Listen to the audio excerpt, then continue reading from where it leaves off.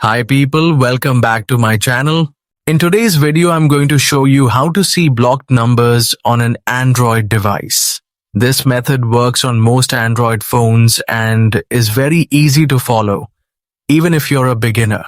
First of all, go to the phone or call app. This is the main app where you normally make and receive phone calls. Once the app is open, look at the top corner of the screen and find the More option, which is usually shown as 3 dots. Tap on this menu to continue. From the drop-down list, tap on Settings. This will open a new page with different call-related options. Now scroll down a little until you find the option called Blocked Numbers or Call Blocking.